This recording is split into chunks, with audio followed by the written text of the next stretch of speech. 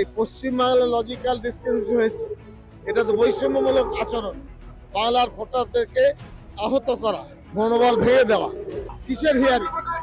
যাদের সবকিছু প্রুফ আছে, হিয়ারিং কিসের?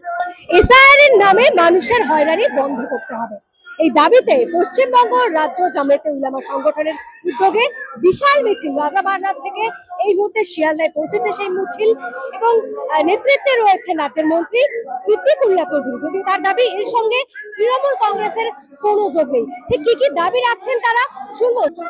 এসআইআর নির্বাচন কমিশন অপরিকল্পিতভাবে ক্ষমতার অপব্যবহার করে বিজেপি তাদের সাপোর্ট দিচ্ছে এবং পশ্চিমবাংলার মানুষকে তারা হ্যারাস করছে। রাত্রে তারা কান্নাকাটি করছে। আমাদের ফিউচারটা কি? এই কারণে আমরা আজকে পথে নেমেছি। গণতান্ত্রিক পদ্ধতিতে এই আন্দোলন আমরা তীব্র থেকে তীব্রতর করব। এটা কি তৃণমূল কংগ্রেসের সঙ্গে কোন রকম ভাবে যোগ রয়েছে?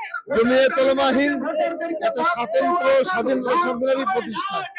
আমি টিএমসির মন্ত্রী। এটা ঠিক, জনগণ আমাদের কাছে চাইছে যে আপনার পথে নামুন, আমাদের দাবি আপনারা পৌঁছা। এই কারণে আমরা এটা করছি। 1 কোটি রোহিঙ্গা ধরা পড়বে বলা হয়েছিল। ভণ্ডামি, ওদের কিছু নেই, ওদের কাছে কিছু নেই। এখন তো দেখা যাচ্ছে যে 1 কোটি 40 লক্ষ মানুষকে এই যে শুনানির নোটিশ, মানুষ লাইনে ঘন্টার পর ঘন্টা দাঁড়িয়ে। 1 কোটি মানে 21 লক্ষের কথা নির্বাচন কমিশন বলেছে। এখন জেনুইন ভাবে সময়ের মধ্যে হিয়ারিং হয়ে জেনুইনদের ভোটার তালিকাভুক্ত করতে হবে। কোনোভাবে কারচুপি বৈষম্য আমরা করতে দেব। স্বচ্ছ এসআইআর চাইছেন? অবশ্যই। এবং রোজ রোজ জেনুইনকে কিসের হিয়ারিং? যাদের সবকিছু প্রুফ আছে, হিয়ারিং কিসের? লজিক্যাল ডিসক্রিপেন্সির কথা বলা হচ্ছে, এটা নিয়ে কি বলবেন? বিহারে তো লজিক্যাল ডিসক্রিপেন্সি হয়নি।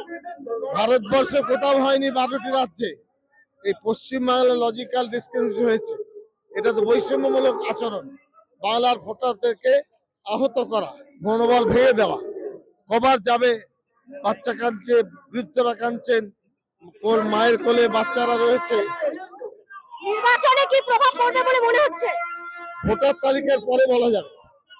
বাংলার ভোটার এক জায়গায় আছে। ভোটে কি প্রভাব পড়বে কি ভাবছেন? ভোটের প্রভাব বলতে বাদ যদি যায় তা কিরকম হবে? ভোটার তালিকা সংশোধন ঠিক হলে সমস্যা কম। বাদ দেওয়া হলে কি করবেন আপনারা?